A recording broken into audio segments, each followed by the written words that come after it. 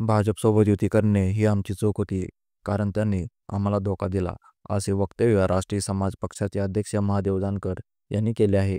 महादेव जानकरांचे हे विधान नेमके काँग्रेसशी युतीचे संकेत आहे का, हे पाहूया. जर व्हिडिओ आवडला तर लाईक करा आणि असा सामाजिक, राजकीय आणि सांस्कृतिक माहितीसाठी युनिव्हर्सल मंतन चॅनलला सबस्क्राईब करा. महादेव जानकरांनी लोकसभा निवडणूक ही महायुतीच्या माध्यमातून लढवली होती, मात्र परभणीतून त्यांचा पराभव झाला होता. लोकसभेतील झालेल्या पराभवानंतर त्यांनी विधानसभेवर लक्ष केंद्रित केले. त्यानंतर विधानसभेला आपल्या पक्षाला महायुतीतून सन्मानजनक जागा मिळाव्या यासाठी जानकर प्रयत्नशील होते. पण महायुतीत 3 मोठे पक्ष असल्याने लहान मित्र पक्षांना जास्त जागा मिळाल्या नाहीत. त्यातच महादेव जानकरांना अपेक्षित जागा मिळाल्या नाहीत. असे लक्षात येताच त्यांनी महायुतीतून बाहेर पडण्याचा निर्णय घेतला होता. तसेच अजित पवारांसोबत युती करण्याचा प्रयत्न देखील केला होता, पण तेथे देखील त्यांना नाराजी हाती आली होती. त्यानंतर त्यांनी अनेक ठिकाणी स्वतंत्र त्यांचे उमेदवार उभे केले होते व महायुती विरोधात लढले. त्यावेळपासून ते भाजप विरोधी भूमिका घेताना दिसत आहेत. ज्यांनी धोका दिला त्यांना परास्त करणार असल्याचा इशारा देखील महादेव जानकरांनी दिला आहे. सत्तेत एकच पक्ष जास्त वेळ राहिला तर ते लोकशाहीला धोक्याचे असल्याचे जानकर म्हणाले.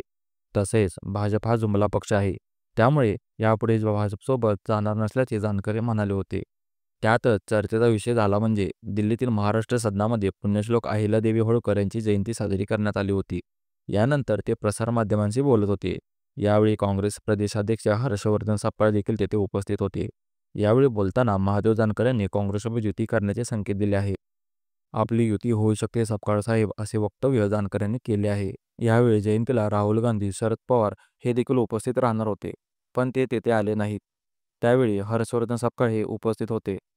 त्यावेळी हर्षवर्धनजी हमें लंबा चलना है, जयंती तो बहाना है, दिल्ली में सरकार लाना है, असे वक्तव्य करत महादेव जानकरांनी सत्ताधाऱ्यांना एक प्रकारे काँग्रेससोबत युतीचा इशारा दिला आहे.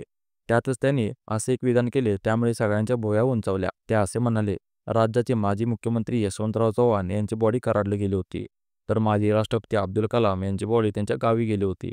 पण माझी बॉडी दिल्लीतच राहणार हा शब्द असल्याचे महादेव जानकर म्हणाले.